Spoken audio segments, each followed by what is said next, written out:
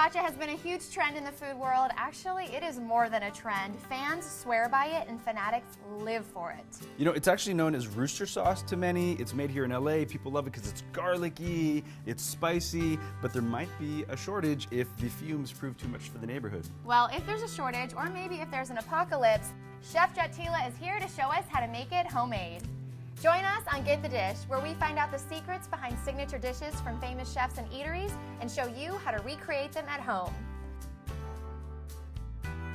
All right, Chef, thanks so much for being here. We knew we had to ask you how to make this most beloved Asian spicy sauce. Well, you know, you've got the Thai ambassador of cooking here for you. And Brandy, any time there's an opportunity to cook with you, I am here. So thanks for having me. All right, let's talk about Sriracha. What is it about this sauce that people just go crazy for? You know, I kind of think it's that perfect sauce because, you know, Thai people think in like 4 flavors: hot, sour, salty, sweet. This kind of has a little of it all, right? So it's got that perfect blend. So, you know, people like it because it's just hot, spicy enough, it's just acidic enough, and it kind of goes with everything.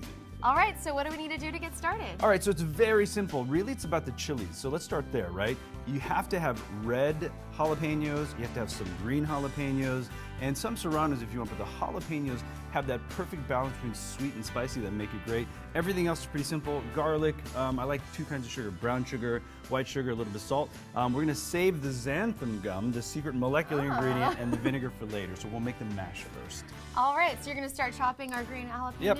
So tell me what you like to put sriracha on. You know what? Thai people put it on eggs, believe it or not. In Thailand, it's not. In America, we put it on everything. We make spicy tuna rolls, we put it in pho, but Thai people really put it in two dishes: any egg dish and pad Thai. And the secret is here, right?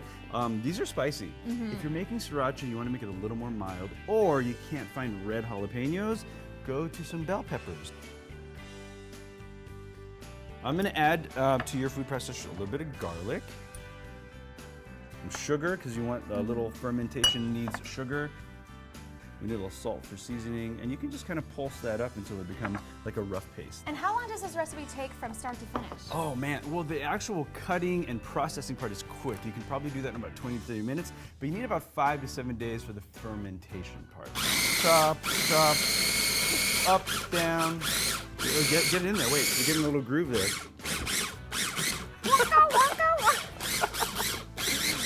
Beautiful. Hold. This is so That smells colorful. good already. It's a beautiful kind of a garlicky smell. It's not just straight chili. The sugar's kind of doing its thing. Now, why aren't we going to puree this a little more? Well, you don't want to turn this into a liquid at this point. You want all those bits and pieces, because what's going to happen now, the fermentation changes the flavor to become what we know as sriracha, giving that tang, that umami, all that gets created in the fermentation process. Great. So what do we do now? This actually goes away either loosely covered in a bowl with plastic, or actually I'll put a little in the mason jar. And you're gonna store this loosely covered. See, I'm just kind of, it's still a little loose. Oxygen in and out. This will ferment for about 5 to 7 days. And you know you're— It's like a science project. It's pretty awesome. So a few things you're gonna look for during fermentation. Fermentation doesn't really start until about the 2nd day. You're gonna start seeing little bubbles form around the rim. Once that begins, you know fermentation's starting. You're gonna stir this completely once or twice a day, but just leave it alone. In room temp. You can't do this in the fridge. All right, Chef, so this is really an investment to make the magic happen. Tell me about this bowl that you have here. Not a problem. So I made this a week ago because, again, we need all that fermentation time. And you know that issue that the factory's having with all the fumes? Yes. You're gonna get a little feel for what those fumes are. It's actually the fermentation fumes, so, which I think is delicious, but they're probably doing it in like a gajillion gallons. Right. So, right? So smell that. Oh my God.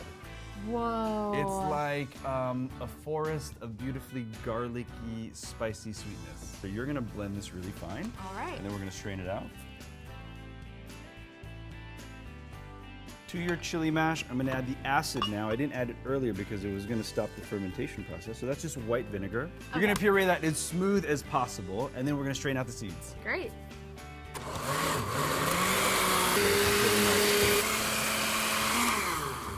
That looks awesome. So what you're looking for if you're doing this at home is pretty much, you can't really tell like bits of chili to bits of seeds. It's all kind of one mash, and you're never gonna get it perfect. That's why we're gonna strain it off in this fine sieve. All right.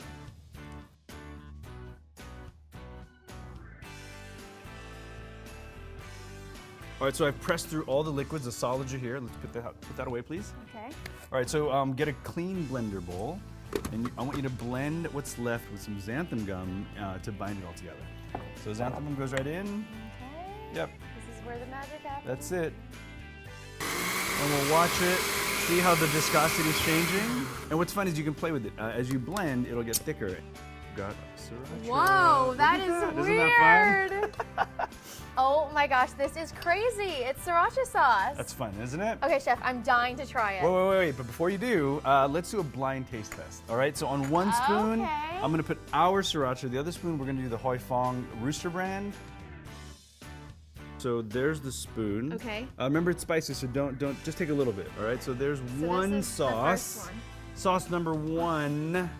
Sauce one. It's a little more. There you go. Mmm. Okay.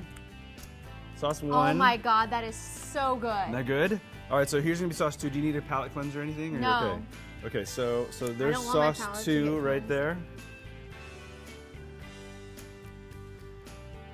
The sauce two. Ooh. Okay. Are you sure those are different srirachas? Sure. I swear there are different srirachas. So okay. Honestly, which one do you like better?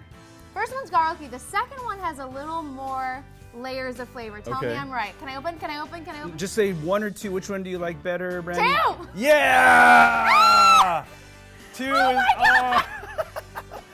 Oh, thank God. My reputation stays intact. No, one is so garlicky, which Right. is great. It tasted delicious. But it's one note, and you made it yourself, right? It's this artisanal sriracha made by me. And it's such a great gift. I could see putting these into mason jars or little squeezy bottles, writing your own label, made with love by Brandy. People will so appreciate your own homemade sriracha. This is really a game changer as far as gift giving is concerned. Chef, thank you so much for being here. Thanks for having me as always. And thank you for watching. I'm Brandy, and we'll see you next time we get the dish on Pop Sugar.